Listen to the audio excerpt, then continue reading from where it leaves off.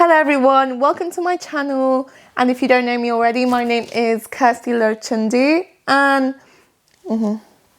if you're coming from part one of my video, then you know the gist, you know why this is a two-part video and why I'm not having a formal introduction to my videos. If you just click straight on this video, I'm going to give you a little quick rundown. Basically, YouTube won't allow me to upload a really long video, and I didn't know this. So I had to abruptly split it into two and just make introductions explaining why. So if this is your first time in my channel and coming across this video, please go to part one, watch that video and then come back here because it's all relevant and it was all supposed to be one video. Please make sure to like and subscribe so these things don't happen to me. It's just so annoying. I hope you enjoy the video. Let's get going. Before we get started, I'm using a tear-off mixing palette. This paper comes from an oil painting pad. If you are using oil paints for this, make sure you get the right paper or surface. You can also use a canvas panel or a primed wooden board. I'll be mixing my paints using this palette knife and applying my paints with this brush.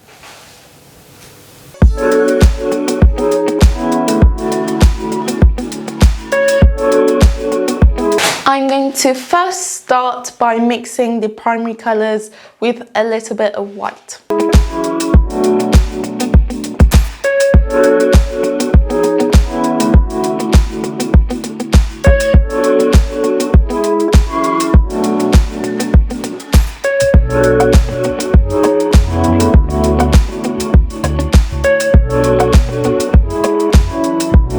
Now that we have the primary colours mixed, let's add it to the corresponding space.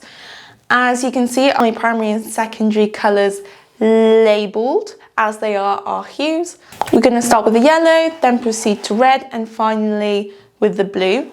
We're going to add the colours to their corresponding space and make sure only to put it on the outer square. Remember, we're only focusing on the outside circle, on the outside ring, and putting it in their putting the colours in their according space. And I'm going to do the same with the red and the blue.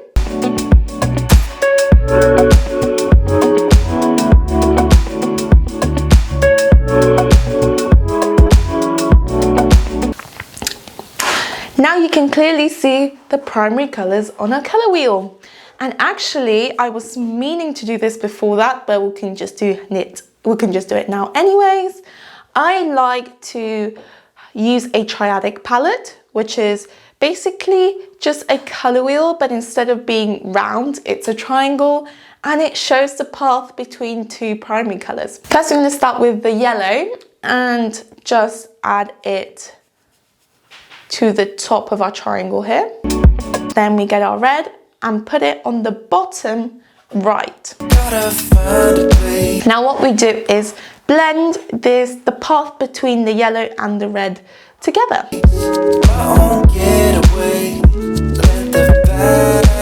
I'm going to be doing the same for the in between blue and red and blue and yellow.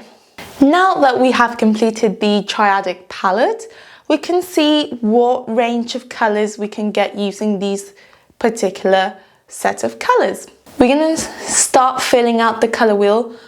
We're going to start filling the secondary colours in our colour wheel. Orange. We can see this peachy orange here in the middle. So we're going to try and recreate this colour here right in the middle to put here. Also do this with violet and green.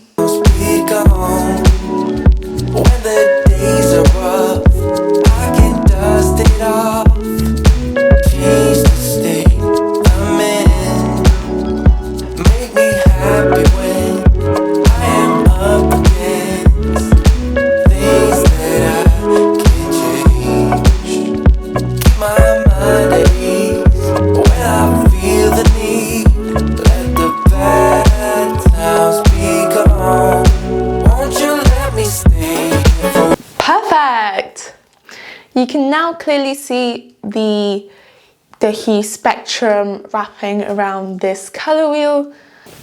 and I'm going to be explaining a little bit about complementary colours. What is a complementary colour? It is basically two colours that are opposite in the colour wheel. Orange is opposite to blue in the colour wheel. That means that blue and orange are complementary colours. Complementary colours pair really nicely together, and if you are trying to go for a two-tone colour scheme, always look at the colour wheel and see which colours complement each other. Another thing about complementary colours is they actually help to neutralise each other. So when mixing violet and yellow in equal parts, it will make a neutral grey, and that's exactly the same with the other colours.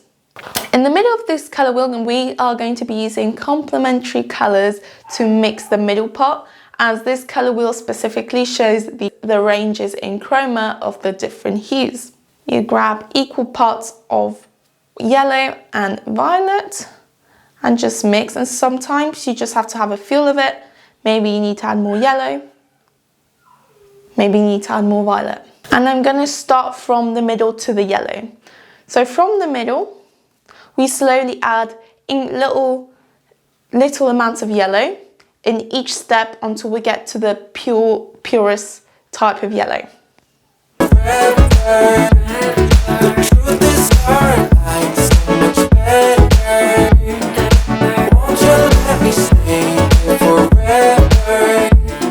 I hope you can see the lovely gradient of yellow going from quite neutral colour to a very vibrant light yellow. For the violet, you do exactly the same.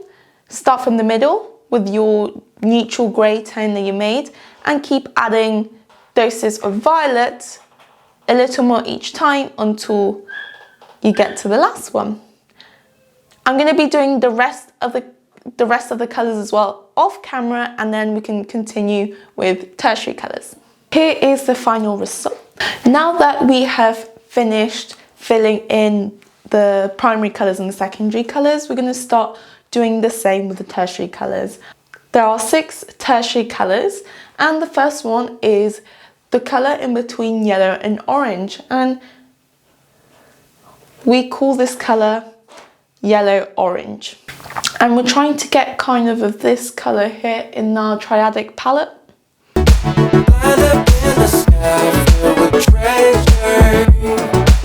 Orange red.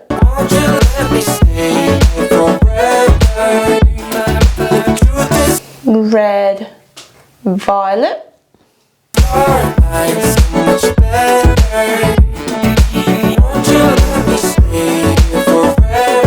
Blue violet.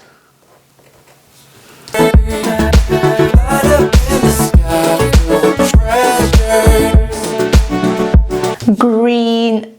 Oh, I'm literally getting so messy. Look at this paper. Oh no. Oh yeah. Moral of the story, don't be like Kirsty. This looks disgusting. Yeah, by the way, wear gloves.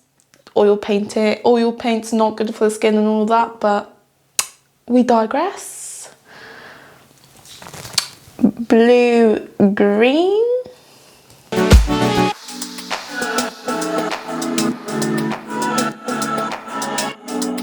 Now we have our final tertiary colour, and that is green yellow, or yellow green, however you want to call it.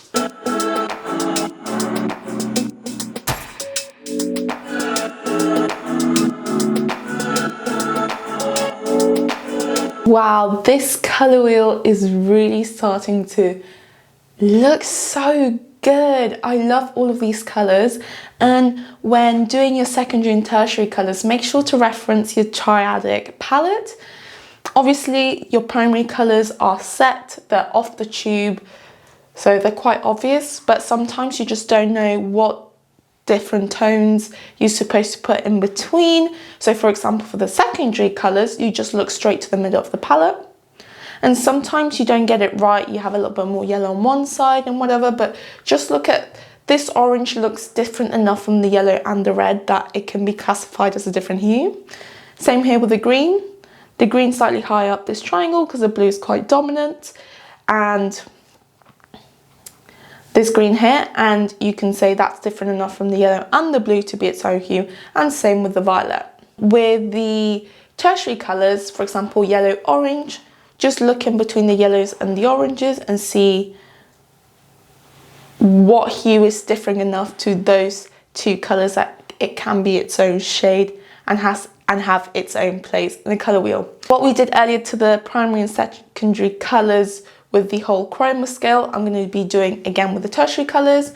Before we officially finish our colour wheel, first we have to put the original paint colours from the tube just here and label them. I like to just put the original colours that we used here and just label them.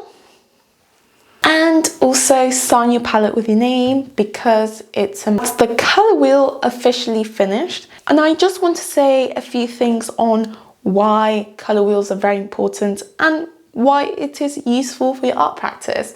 First of all, if you're quite new to colours and mixing, it really helps you exercise how to mix colours and not get them muddy. You got to realise that the more colours that you mix together, the more brown and muddy it's gonna get. The less you mix a paint, I feel like the better. So with this colour wheel, you can see, oh, I want a more dusty, dark, rosy colour, which I can, like this one. And you officially know that you need to make a red violet and mix it with just a little bit of a yellow green. And it kind of removes the guessing from mixing paints. I do have a warning, these are actually quite hard to do for the first time, so keep practicing, keep doing them. If it's not perfect, do it again until you do a good colour wheel that you can reference when you paint. Make sure you use these. I hope this was really helpful. Next week, we're going to put this colour wheel into practice and try mixing colours to match some colours in references. So I hope you enjoyed this video. Please subscribe and hit the notification bell so you can get notified when I post part 2 to the Colour Theory series. Please like the video if you have enjoyed it. Make sure to go to the blog post so you know how to make the template of this colour wheel.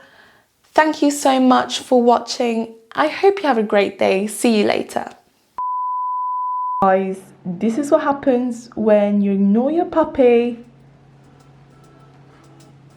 No, my makeup, no. Like, where did he even get that paper? Oh my God, look at this. Won't you join